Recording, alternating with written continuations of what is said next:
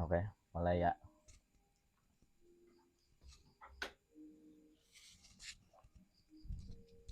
Cek. Bismillahirrahmanirrahim. Assalamualaikum warahmatullahi wabarakatuh. Waalaikumsalam warahmatullahi wabarakatuh.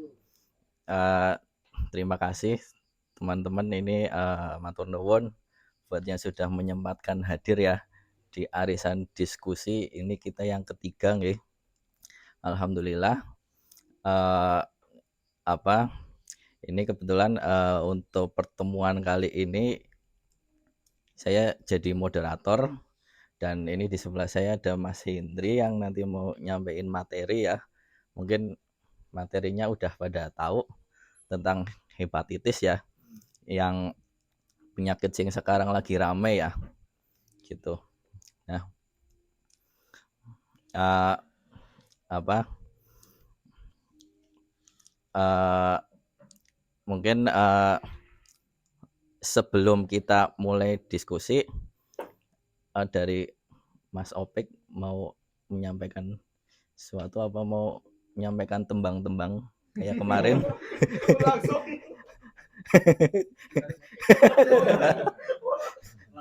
Langsung saja, oke. Mau ada lantunan ini dulu ya kayak kemarin. Ya ini kita santai aja ya, relax ya, biar materinya masuk ya. Semoga nanti ilmunya nambah, wawasannya nambah ya setelah kita melakukan arisan diskusi ini ya. Nah ini hepatitis ya. Setelah kita rampung wingi COVID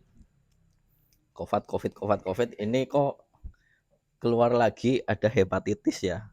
Bahkan ada cacar monyet apa itu ya. Nah, itu jane apa hepatitis ini? Hepatitis apa bedanya sama hepatitis biasa sama hepatitis ini? Dan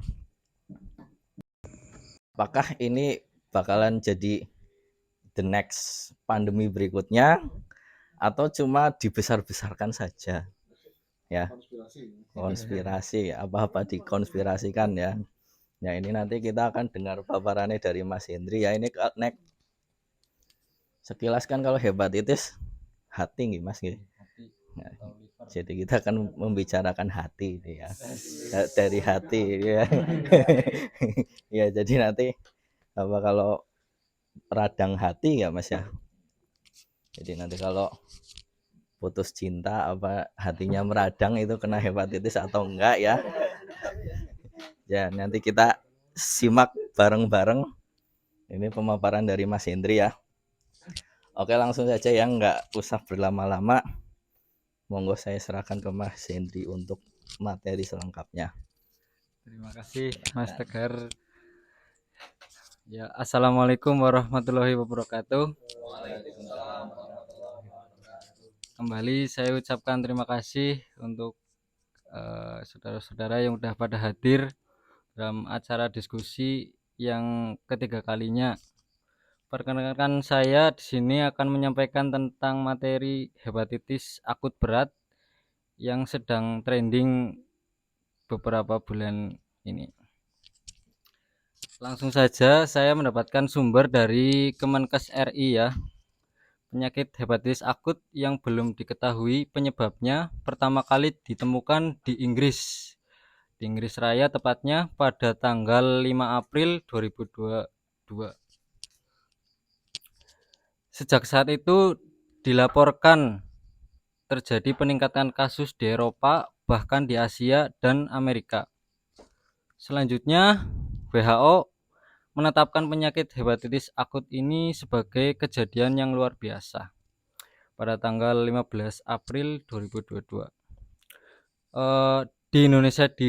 Di Indonesia sendiri itu dalam kurun waktu 2 minggu hingga 30 April 2022 terdapat 3 dugaan kasus pada pasien anak hepatitis akut meninggal. Dan ini setelah dirawat dan mendapatkan perawatan intensif di RSUP Cipto Mangunkusumo. Penyakit hepatitis akut ini pada umumnya menyerang pada anak usia baru lahir sampai dengan 16 tahun. Nah, dan paling banyak ini menyerang pada usia di bawah 10 tahun. Dan tidak menutup kemungkinan bisa juga menyerang pada kalangan remaja dewasa. Seperti kita ya. Ya, betul. Beberapa kasus ini dilaporkan bahwa anak meninggal. Bahkan 17 dari 170 anak ini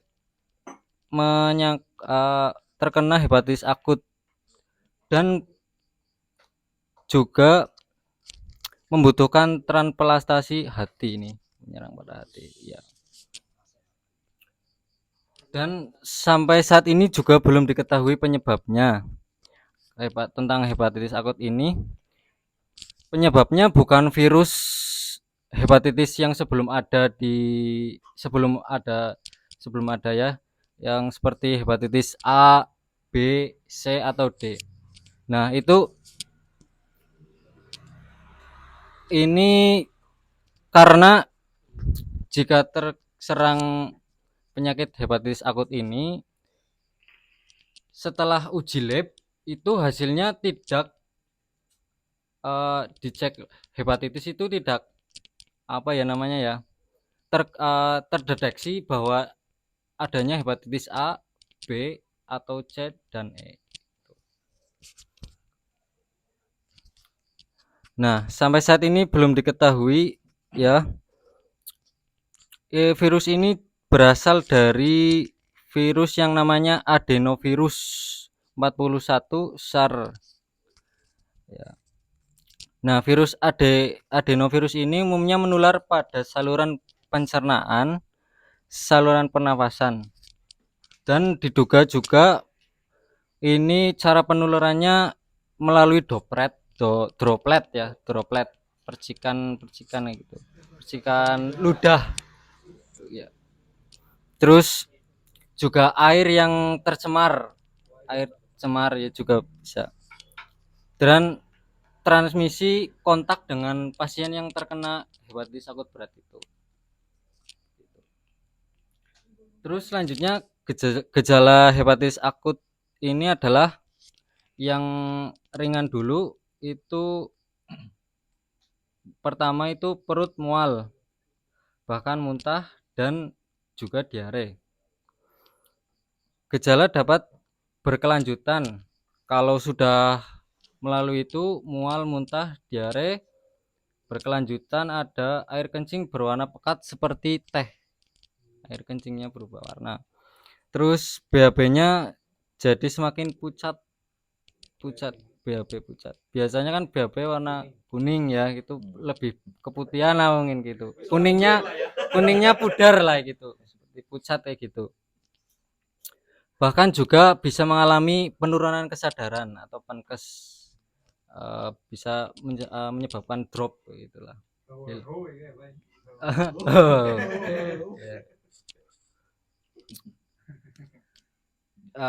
Di sini terus cara apa yang bisa kita lakukan untuk mencegah hepatitis akut ya.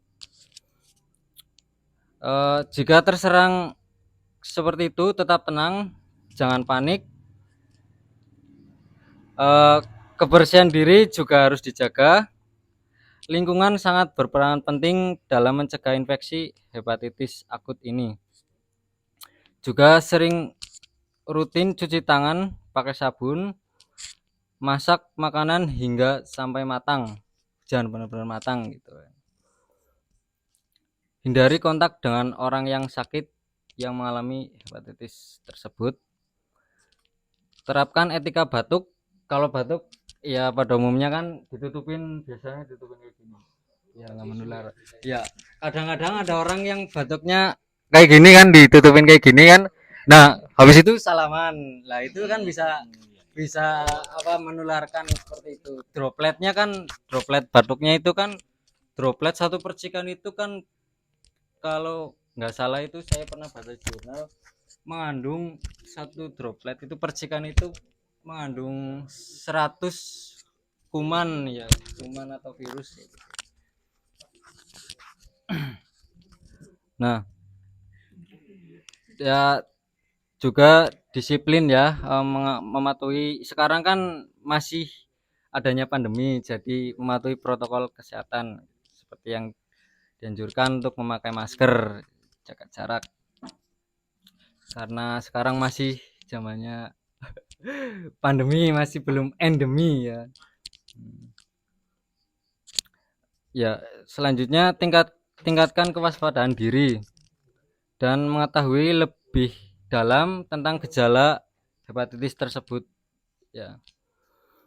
Apabila mengalami satu dari gejala hepatitis akut itu disarankan untuk dirujuk ke fasilitas kesehatan. Yang pertama kan puskesmas atau mungkin dari awal itu udah mantri, mungkin nanti mantri atau bidan iya mungkin nanti ke puskesmas, habis itu kan bisa dirujuk ke rumah sakit untuk mengetahui apa namanya, apakah hasil labnya gitulah. Nah, iya akurat terkena atau tidak. Begitu. Nah, jangan sampai nanti menunggu apa namanya gejalanya tambah berat ya, seperti mata menjadi kuning, bahkan sampai penurunan kesadaran. Itu sebisa mungkin dicegah lah, penanganan awal sejak dini, karena tidak menutup kemungkinan hepatitis yang sudah berat ini untuk diselamatkan itu sangat kecil. Jadi harus segera ke fasilitas kesehatan, bila perlu harus cepatlah penanganannya gitu.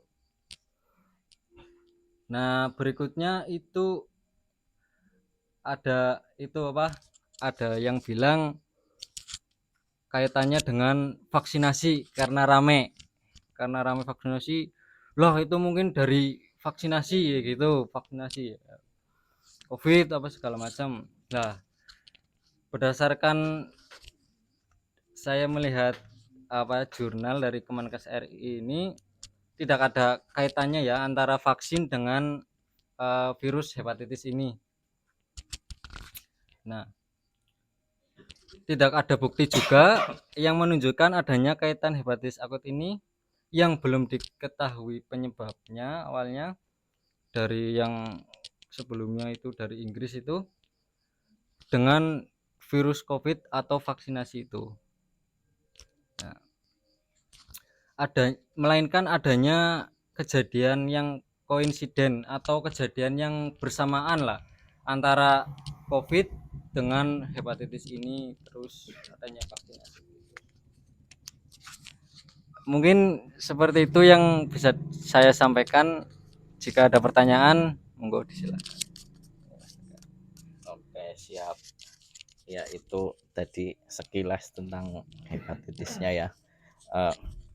Berarti ini salah satu untuk mencegah ya, protokol kesehatan masih berlaku nggih Mas nggih. Pakai masker, cuci tangan, mirip-mirip prokesnya COVID ya. Gitu. Ini berarti kalau udah kena kemungkinan sembuhnya kecil berarti ya Mas ya. Kalau sudah berat, kemungkinan sembuhnya kecil karena dia menyerangnya ke hati, dan itu kalau hati sudah rusak, mau nggak mau bisa harus transplantasi hati juga. Gitu. Apa ya, cari yang lain karena hati sudah rusak. Pindah ke lain hati ya. Oke. Umur 80 tahunan. Oh. Dijiot separuh bisa tumbuh. Ginjal kan enggak. Ginjal kudu ganti. Oke. Monggo. Sekalian. Ya, kalau saya baca bukunya Dahlan Iskan ya, Ganti Hati namanya tuh. Dia bagus itu bukunya. Terus dia itu di situ menceritakan proses dia harus mengganti hatinya dan mencari donornya. Jadi dia mencari saat itu umur 23 tahun lah. Jadi kalau hatinya itu si pemuda itu diambil karena gennya sama, terus ditempatkan di tubuhnya si Dahlan Iskan itu. Nah itu proses dari awal dia sakit sampai dia diganti itu ada bukunya itu. Terus yang kedua setelah ganti hati itu dia setiap hari minum obat. Jadi minum obat untuk si hatinya itu menerima lah, tubuhnya itu menerima hati yang ya. Jadi harus tidak terlalu iya, jadi kudu minum obat memang gitu loh. Tiap pagi itu minum air hangat itu, air banyu putih lah, putih hangat ya yang 2 gelas lah kalau tidak salah seperti itu. Kalau mau itu bagus bukunya. Transplantasi hati. Memang dan yang paling beresiko di operasi sebenarnya paling berbahaya itu paskanya, bukan pas operasinya. Operasi sukses, tapi pasca operasinya pantangan-pantangan itunya yang dulu siapa? Hen? Yang meninggal ini, yang anaknya Pak Darso apa ya?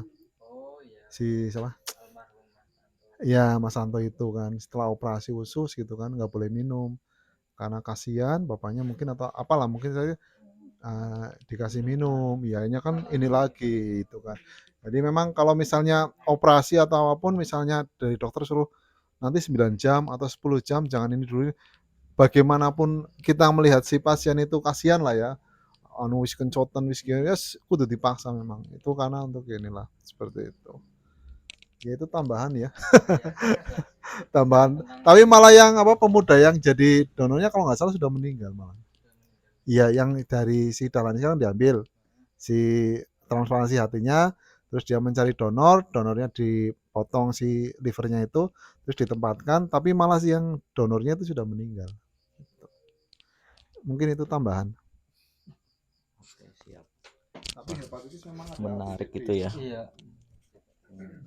Saya juga pernah di itu sih masalahnya, pernah didiagnosa dokter tuh, wah ini kan hepatitis ya penyakit kuning gitu. Tapi saya tidak merasakan apapun, cuman ketika dilihat tuh saya hepatitis gitu loh. Jadi aku hepatitis kuning, tapi sampai sudah lama banget sih. Tapi rasanya Biasa, gimana itu? biasa. Pak? Nggak ada palingnya Orang lemes lah, greges paling apa kepribadi gitu ya? enggak sih. Lemes itu. Lemes stok ya. Ya tapi bareng minum obat ya mari ya wis lah gitu. Awit siki. Hmm. Ya nek zaman dulu kan dinai gedang kuning Gedang gedang kuning. Apa ya jenenge ya? gedang raja apa lah apa tuh lah pokoknya di zaman dulu gue di Iya. gedang apa lah zaman cilik lah. Ya mungkin kalau Bapak sendiri kan penanganannya lebih awal ya, jadi nggak ke yang Iya. berat ya gitu loh. Jadi Oke.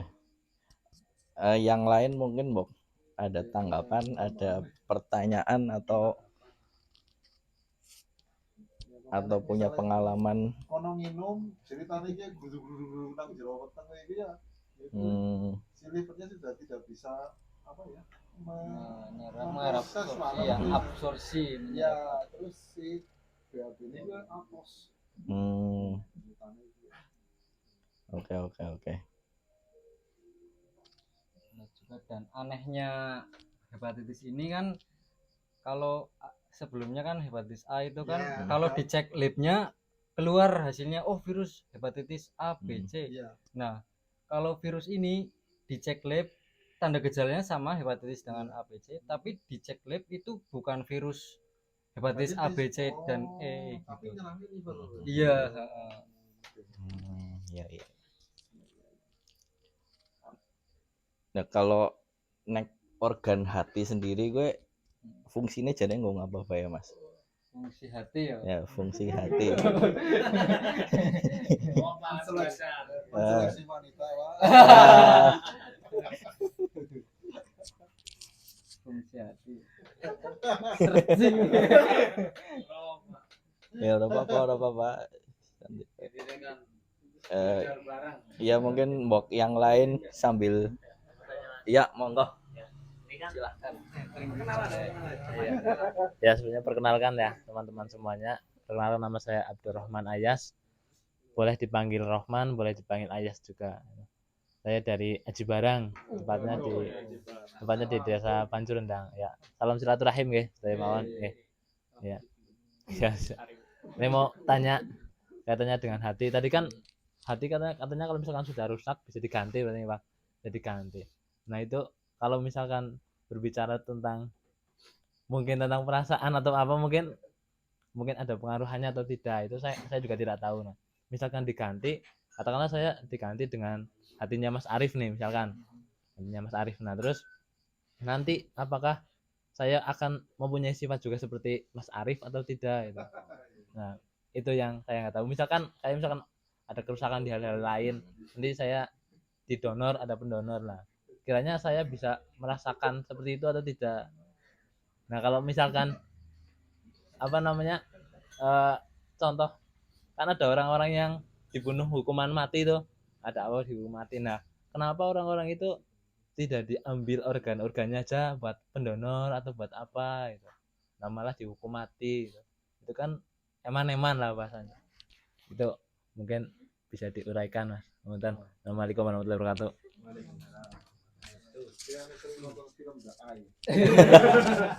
Nyopot matanya kan lumayan, udah tinggalan bisa setan. Iya, iya. Tapi ya Gimana? ginjal juga Monggo. bisa diganti kan. Oh ya. Ya cara aku sih naik sifat kan jiwa ya. Jiwa itu kan apa ya? Ya nek kayak wong mati bae lah. Wis mati ya wis jiwane esi urip jane sebenarnya kan. Kita kan cuma menempatkan ini ya. Yang mati kan fisik jane kan. Karakter juga sebenarnya ruweh kan. Karakter loh ya.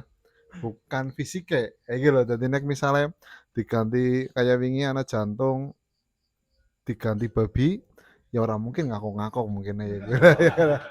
Kan wingi sempet urip ya. Nang berita gue tadi anak mbah-mbah ya tadi gue jantungnya gue diganti jantung babi. Ya sempet hidup berapa bulan ya, habis itu mati gitu. Jadi cara aku sih sifat gue ora identik dengan yang kita ini kan enggak lah seperti itu. Terus ya memang donor gue kan sebenarnya identik karo sing golongan darah kiene tadi kesamaan fisik antara si penerima dan pendonor.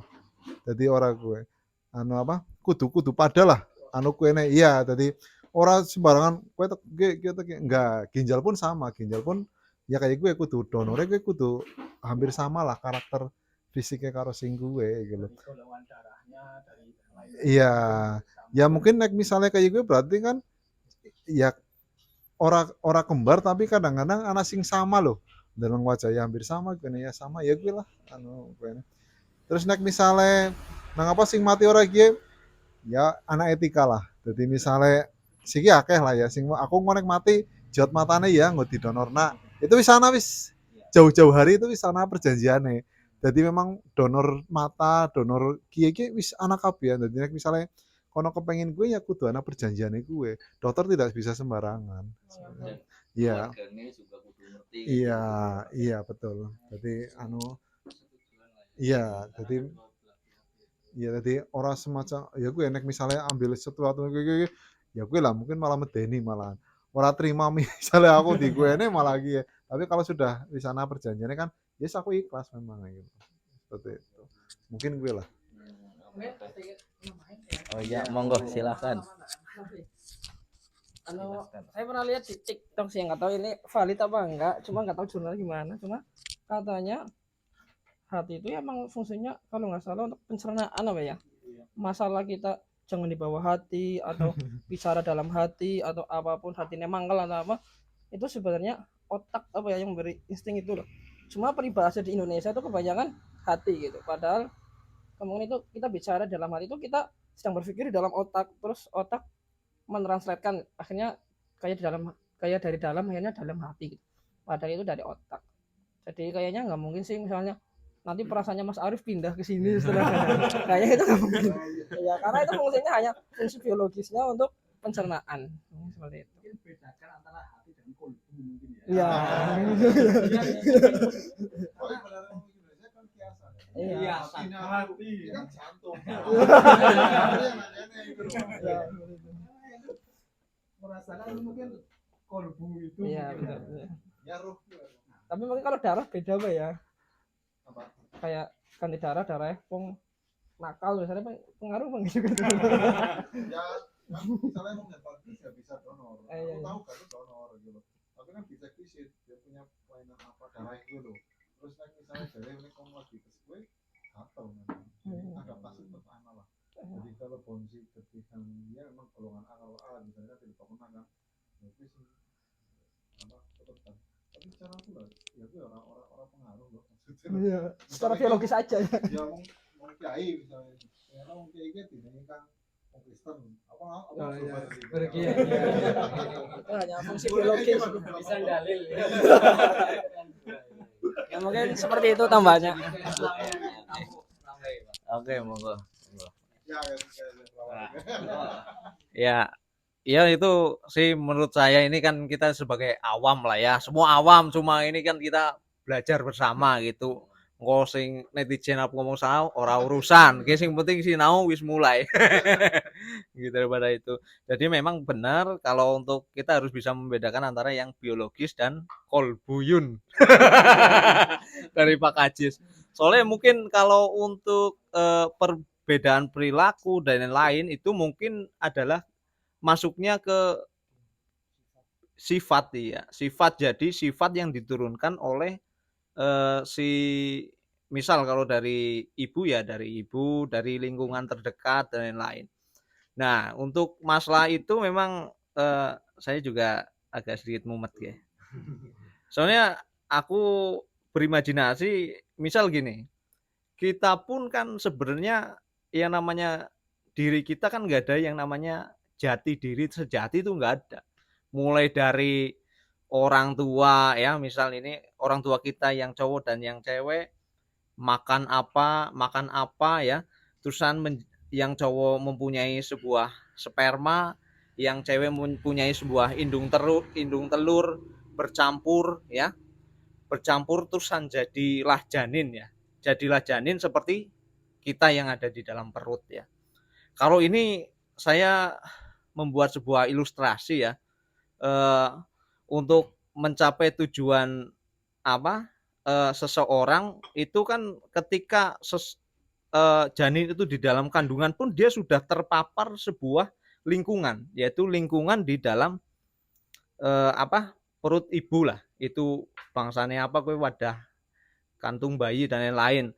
Ketika keluar pun dia akan tercemar lagi, yaitu di lingkungan, mulai terpapar udara, menghirup udara dan lain-lain. Dan itu yang bisa mengakibatkan sebuah kebiasaan. Ketika besar, belajar jalan, belajar dan lain-lain, jatuh bangun dan lain-lain, dia terbentuk menjadi apa? Punyai pengalaman yang baru dan akhirnya terbentuk perilaku baru.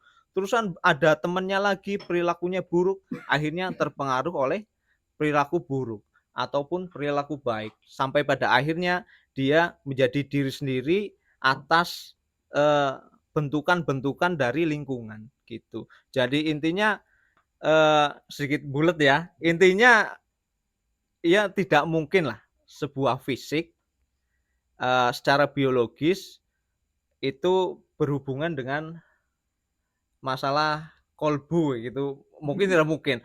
Masalah kolbu itu lebih cenderung kepada paparan lingkungan sekitar gitulah lebih itunya.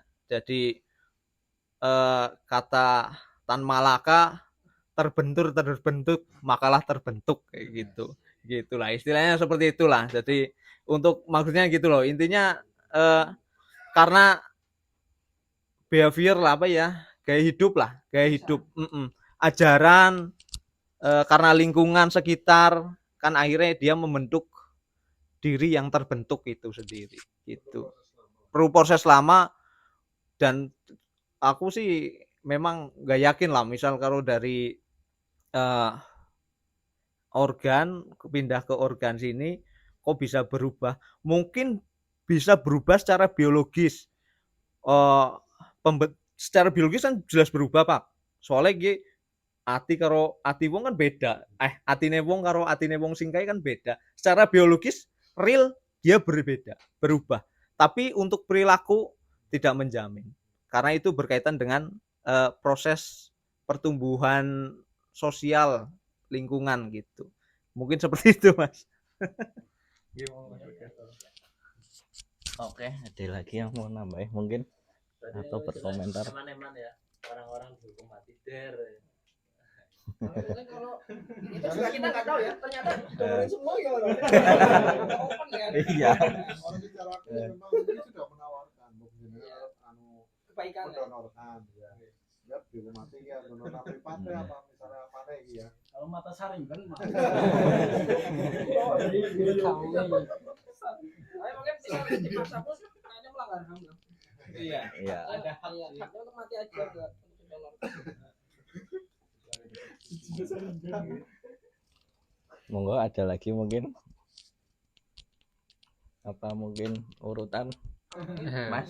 Aku menjawab pertanyaannya Oh, Mas iya. Tegar dulu. Oh iya ya, monggo. Yang tadi secara umum fungsi hati ya, secara umum ini saya lihat dari apa namanya jurnal dari Google di ya di itunya apa situs webnya Halodoc. Fungsi hati secara umumnya yaitu untuk menghasilkan racun yang ada di dalam darah. Ya, umumnya. Terus juga hati itu menghasilkan protein. Protein dalam tubuh itu yang itu yang menghasilkan itu hati. Protein itu. Terus juga hati itu juga membantu proses pencernaan di tubuh manusia ya. Mungkin secara umumnya seperti itu Mas Tegar. Ya. Kalau dijelasin secara klinisnya mungkin aduh ya inten itu kuliah harus kuliah. Ya enggak juga. Lebih inten ya dokter. Ya. Ini dijelaskan secara umumnya saja. Ya, Ya, monggo Pak Aziz. Pak Aziz. Isu politik tentang masalah hepatitis boleh ya. Monggo. Konspirasi. saya mau nambahin aja, tapi ini nuwun sewu. Ini kan saya mau bahas tentang kedokteran timur, boleh nggak? Maksudnya ini saya mau. Ini kan kedokteran barat ya, kalau tentang medis ini kan kedokteran barat. Nah, saya mau nambahin. Mungkin ada persamaannya, mungkin ada benang merahnya lah mungkin. Kalau menurut kedokteran timur yang pernah saya pelajari, hati yang itu liver itu menguasai satu tentang emosi. Orang biasanya kalau livernya kena, emosinya tidak terkontrol, satu itu. Terus punya sifat seneng rasani. Nah, itu. Biasanya seperti itu. Saya sendiri termasuk saya pasien dulu. Saya liver. Makanya ya semua sifat itu saya punyai. Ya, jadi ya itu. Kalau dari semua organ kalau di kedokteran timur punya sifat-sifat itu. Punya sifat-sifat sendiri. Contoh ginjal. Ginjal itu menguasai ketakutan. Jadi ada bahasa ketakutan sampai terkencing-kencing. Ya itu karena ketika kita ketakutan, ginjal energinya akan turun, maka akan terkencing-kencing. Kalau sampai parah takutnya itu terkencing-kencing. Begitu juga dengan pencernaan, semisal lambung itu menguasai tentang stres, banyak pikiran, itu pasti pola makan berantakan, akhirnya lambungnya kena. Liver itu tadi emosi satu, terus senang rasani itu dan lain-lain. Itu nanti sebenarnya materi yang akan saya bahas.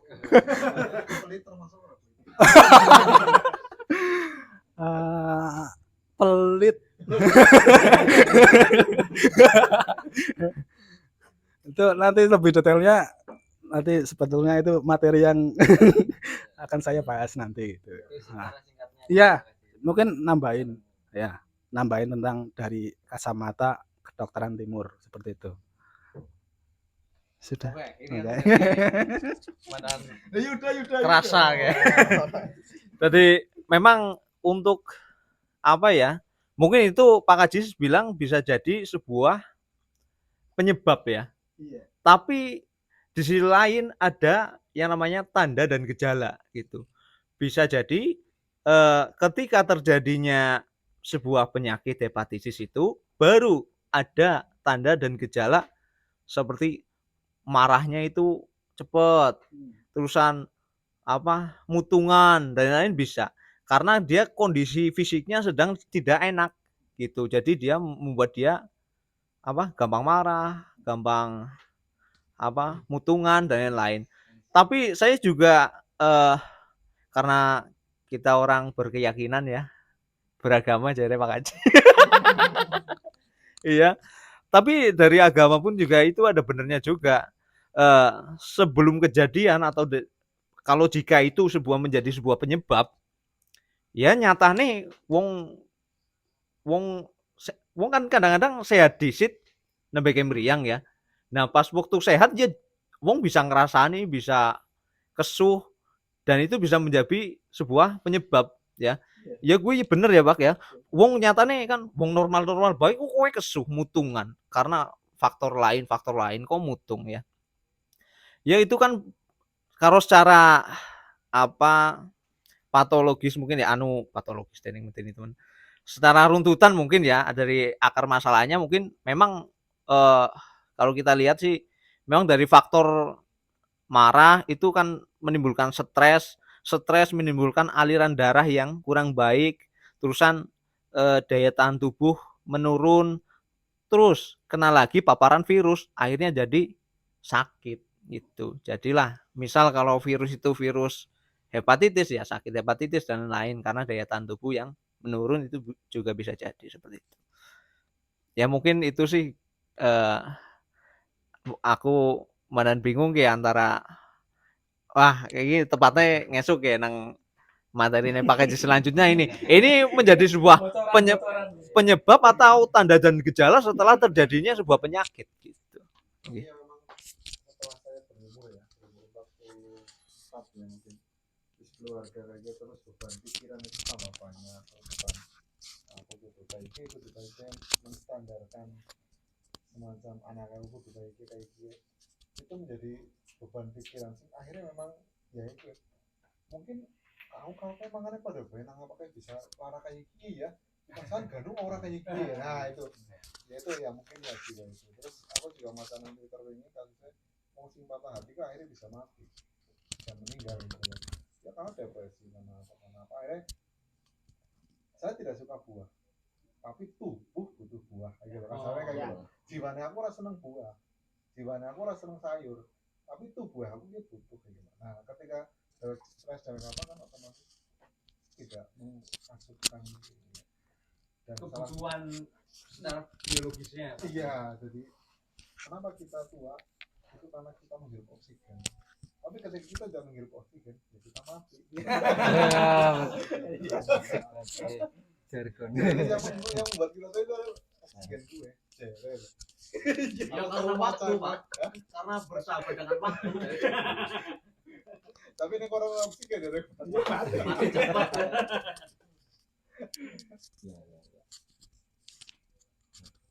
yang lain Monggo. Ini kan hepatitis akut belum terdeteksi karena hepatitis A, B, dan C kan sampai E kan nggak terdeteksi tuh. Kalau menurut saya itu disebabkan ya belum peneliti sih pada belum apa namanya belum selesai ya belum selesai masih penelitian laporan dari WHO itu ya. Menurut saya itu kayaknya mutasi dari virus yang tadi adenin itu nomor 41 SARS-CoV-2 kemungkinan kalau menurut saya sih karena virus itu kan tadinya dari SARS-CoV terus jadi apa ya beta terus beta tadi ya, alfa gitu lah, itu karena mutasi dari suatu virus cepat bermutasi kalau ketemu Indomnya apa? alat Inang. tempat ya inang tempat untuk bermutasi dari cepat bermutasi. Ini Mas, aku takon nambahin. Kalau apa ilmu kedokteran di Indonesia secara umum gue gimana nek menurut jenengan?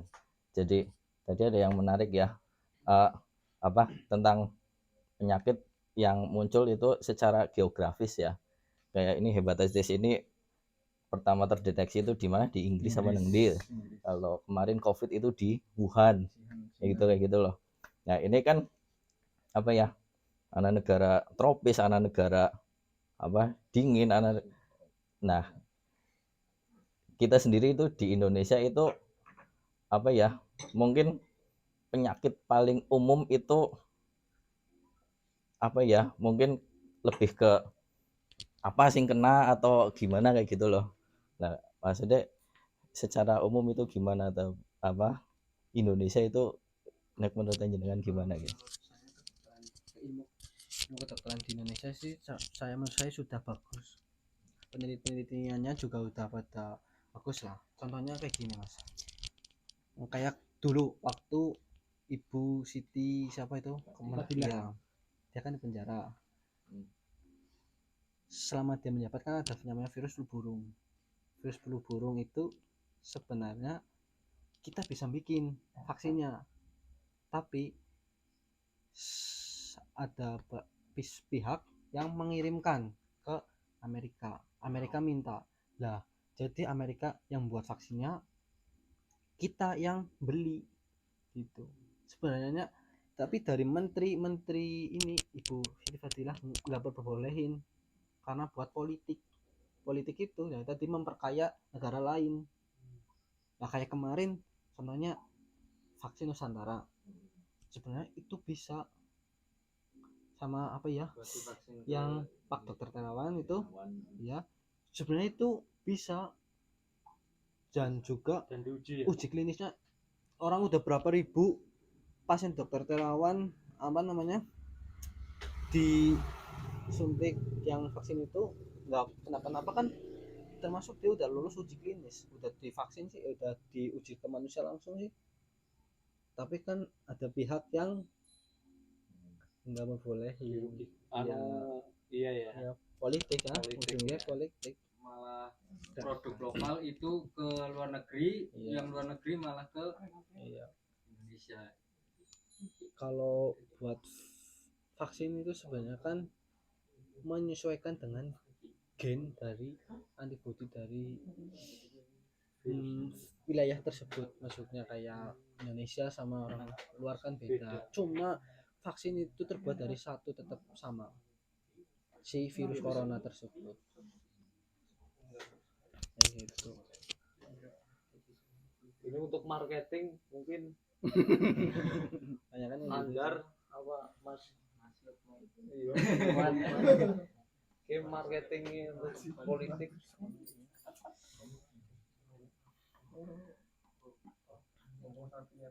Ya itu sayangnya Terus cuma sing nek iki Mas bicarakan kan Indonesia kan negara tropis lah, kebanyakan penyakit apa sih menyerang negara tropis dibandingkan negara kayak misalkan luar negeri kan cenderung empat musim dan kebanyakan penyakit ya yang kayak umum ya kayak demam, kayak tipoid gitu, terus tipes ya yang umum lah. Tapi kalau yang semisal kayak HIV terus hepatitis itu kan global, semua negara ada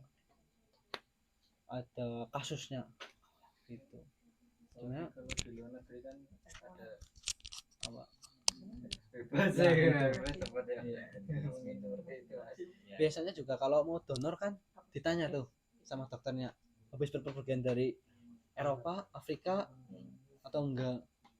Ya, kayak dulu virus Ebola kenapa nggak sampai Indonesia, karena ibaratnya gennya itu beda, jadi nggak sampai ke Indonesia, dan juga penanggulangannya itu cepat. Ini itu sih. itu sih ya. Dingin jadi dibolehkan sing bebas sing sangat tuh ya. Lu anget-anget ya gitu. Bebas iki lho.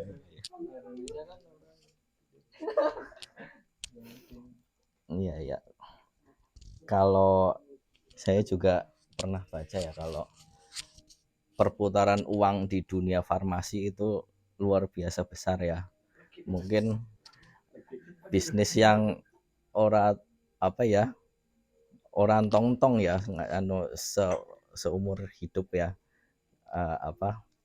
Maka dari itu ya di mana ada perputaran uang gede ya pasti ada unsur politik di situ ya. Jadi menarik sekali. Iya. Jangan lupa beli saham hidup. Aduh.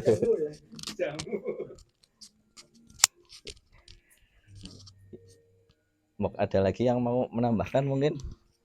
Monggo. Di luar hepatitis, masalah kesehatan, masalah iya. Iya, monggo. Silahkan. Mas Lukman. Mas, ya monggo. Mundur lagi ya. Menambahkan. Oh, iya, silahkan. Kalau di kehidupan kan ada posyandu itu, posyandu mungkin ya, saya kurang tahu lah. Monggo Mas. Kalau di kehidupan kan ada posyandu, dari posyandu apa namanya pas lagi masih kecil masih bayi, terus ada posyandu lansia juga itu. Nah, kenapa tidak ada posyandu remaja atau posyandu dewasa? Oh, ada. Oh, Iya benar. Aku juga pengen tuh. Itu memang untuk remaja untuk dari tes. Terus aku pengen jadi sih apa? Ya aku nek nang kan desa gue oli dana desa ya, setiap desa lah. Dimanapun orang seluruh Indonesia. Jadi jadi bisa gue tuku alat cek apa? Gula darah, kolesterol itu bisa. Nangkene ya wisana sing nggo tuku alat ngecek terus sampai beli alat itu loh. Apa pakai kalau di kita ya apa sih sing karo Android ki lho. Jadi nang kono wis tulange kowe pira, lemaknya berapa, proteinnya berapa, wis lengkap kabeh ya nang kono. Dan nek arep cek getih ya mandan bayar karena jarumnya tuku apa ya? Satu jarum ya. Terus sama itunya apa ya? Stick Iya. buat ngecek itunya. Iya, jadi gue anak memang orang familiar karena kadang-kadang bocah nom aku wis sehat lah. Ayo gue, wong kadang-kadang wong sing kaya bapak-bapak ibu-ibu kon ning Posyandu be jarang. Karena ya dheweke lah aku wis sehat. Engko malah aku ya gue wong Indonesia gue sing engko aku medical check up malah aku ngerti kabehan, malah aku berobat, malah gimana padahal kan kewenangan malah kebenaran jadi bisa dicegah sebenarnya kayak gue. Anakku Berarti itu tergantung kreativitas pemerintahan daerah ya, Pak. Apa lebih jane sih program kang dhuwur gue Posyandu gue. Iya, Posyandu gue anu kabehan gue kon gawe. Setiap desa gue kon gawe. Cuman cenderungnya lebih ke kalau Posyandu ke lansia apa bapak-bapak kayak Enggak, gitu. kalau lansia sendiri. Oh, Posyandu lansia tersendiri jadwalnya ya memang apa ya memang kita tahu Pemdes juga kadang-kadang lah Posyandu apa ngomong-ngomong duit tok kayak gue loh kadang-kadang kayak gue. Padahal gue kan juga ya gue awalnya dewek akhirnya nang Indonesia ya dewek kudu inisiatif tersendiri lah. Kita itu inisiatif. Aku kepengen pinter, gue anaknya gue dewek yang gue latih dewek kayak gitu. Orang mungkin pemerintah kira kayak kon pinter ngene, orang mungkin kayak gitu. Dari dewek ya inisiatif dewek. Kayak dewek sing kudu goleti lah. Aku kepengen ki goleti padahal kudunya anak sing harusnya memfasilitasi gue kabeh. Kadang-kadang itu tidak berjalan gitu. Jadi dewek yo inisiatif dewek. Pokoknya kudu inisiatif kayak gitu. Yang goleti apa ya awake dewek kayak gitu. sing kayak misalnya gawe KTP wisana desa wisana iki ya kudune diwehi penjelasan sisan gawe. Kadang-kadang teka ki kurang foto, ngesuk maning ki kurang tanda tangane kae RT-ne ki lah warisan gawe iki lho maksudnya kan iki lho. Jadi ya dhewek ki akhirnya kudu inisiatif sering buka bisa ana lah acara aku ya anu website apa-apa media sosial ana juga ya gue lah. Jadi biasanya kan beda anak biasanya nang ana media sosial pak jadwalnya lah ngene di gue lewat media sosial ya apa dikritik lah aja meneng bae pemuda kok untuk ngomong ke angel temen lah gitu. Jadi ini juga masalah buat saya kan yang dulunya Posbindu terkenalnya untuk apa ya kalangan dewasa. Iya. Jadi itu buat remaja juga bisa ya. Bisa. Bisa ya, bukan cuma kalangan. Iya. Jadi ini posyandu balita, posyandu lansia, terus Posbindu jenenge. Aku ora ngerti kepanjangannya Posbindu apa. Oli, aku kadang-kadang melu, masalah aku melu. Jan aku ditimbang, aku di gue, terus terus diukur wetenge iki lho, wis semeter iki, ngesuk 90 kan ya gue lho. Jadi pencegah lah buat kita. Ya tambahan. Jadi takon deh. Pas video lihat aku melu. Sebagai ngerti kemana Posbindu ke remaja sampai ke atas. Ya gue kadang terbiasa nek sing tekone nyedot dana kur diminimalisir. Kayak kalau lagi padahal kan penting banget penting ya sehat kayak gitu loh. Mencegah penyakit sejak dini kan Jangan sih ngerti parah. Cek lebih dini. Lebih baik mencegah daripada mengobati kan lagi gue. Dan menguntungkan BPJS. Iya. Jargon. Iya. Siapa sih kepengen lara sih orang kepengen lah.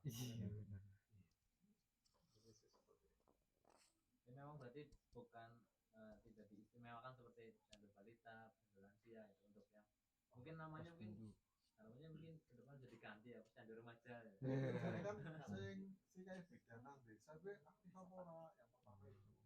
Yang kedua ki bidane ki kadang ya bidan desa kene iki ya. Tapi dheke anu sebenarnya tempat tinggalnya nang desa liya. Nah, jadi kadang-kadang orang iya terus koordinasi karo Pemdes apa disosialisasi nang jan apa Posbindu mau remaja kepengen orang tanggap juga Pemdesnya kayak gitu. Makanya kan ini ngerti lah jadwal-jadwalnya gitu kan. Tapi selama ini memang ya kurang kompak lah. Oknum berarti Mas. Oknum dia nek siji tok. Nek kakak kurang ngerti. Oknum.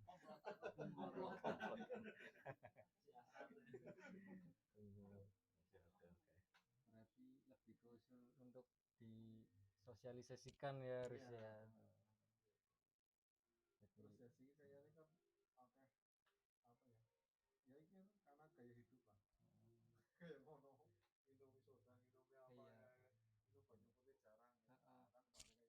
Kita masak. Sosialisasi segala macam itu anu ini ya sangat berpengaruh ya Pak. Nek nang kene pos lansia ben kudu diomongi. Hmm. Tambah gue. Lansia nambah makat kayak gitu. Terus kayak wingi anak Covid. Dana desa gue sih nggo Covid ki hampir berapa ratus juta. Tapi kadang-kadang gue nggo nang desa gue nggo event-event sing kadang-kadang orang mending kesehatan gue. Ana sing tuku kulkas sing nggo event gue ana gitu. Sampai untuk Covid. Kulkas oleh nggo apa suntikan gue bahkan kayak gitu. Jadi si pemerintah sing ngono lah sing penting nggo wargane. Sing penting nggo wargane gitu. Udah masalah pribadi maksudnya. Gimana gue weteng. Aduh. Untuk fasilitas bukan ke pelayanan berarti. Keberisi ya. Jadi ya jadi sih kadang kan anu posyandu ki njaluk alat tes ki anu ki barang ya. Jadi nek pemerintah tanggap ya ditukoken. Tapi nek orang njaluk orang gue ya dibiarkan. Duitnya bangun kurang Oke, itu tadi sekilas tentang hepatitis ya untuk tema kali ini. Nah, berhubung ini mungkin antusiasmenya masih tinggi ya tentang kesehatan, kita lanjut tema kesehatan ini ya, tapi di luar hepatitis ya, lebih umum lagi ya, gitu ya. Jadi monggo siapa yang mau tanya nanti ada, mungkin nggak harus Mas Indri ya yang jawab, siapa yang bisa membantu ya monggo. Jadi memang kalau bahas kesehatan ini menarik ya, makanya ada apa peribahasa, di dalam tubuh yang sehat terdapat jiwa yang kuat ya. Itu ya, jadi apa namanya, kesehatan itu berpengaruh ke jiwa gitu ya. Nah, nyambung sedikit tentang kesehatan tadi ya, jadi Indonesia itu masih cukup memprihatinkan ya dalam tingkat kesehatan ya. Jadi indeks kesehatan kita itu di Asia Tenggara aja itu kita nomor 4 paling bawah ya. Dari 12 negara kita peringkat 4 paling bawah ya. Itu yang cukup memprihatinkan. Tapi di sisi lain sebenarnya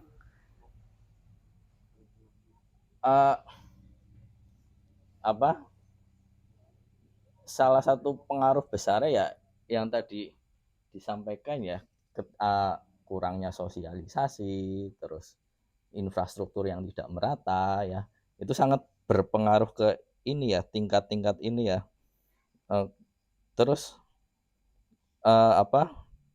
dan jangan lupa kan negara kita kan negara gede ya, penduduknya 200 juta jiwa lebih, dengan wateke sifatnya macem-macem ya, ana sing ya macem-macem lah. Terus negara kita juga kepulauan, itu juga mungkin dibandingkan dengan ngurusi Singapura ya, itu mungkin Singapura indeks kesehatannya paling bagus di Asia Tenggara, dan kalau nggak salah di dunia masuk 10 besar lah, peringkat berapa 5 apa 4 gitu. Itu ya tentang kesehatan ya. Itu jadi mungkin untuk kali ini tema kesehatan sudah cukup nih. Terima kasih buat mas-mas yang sudah datang. Kita tutup dulu, tapi kita diskusi kita masih tetap lanjut ya. Masih tetap lanjut ya. Terima kasih dari saya. Apabila ada kesalahan kata, saya mohon maaf ya. Akhir kata, assalamualaikum warahmatullahi wabarakatuh. Monggo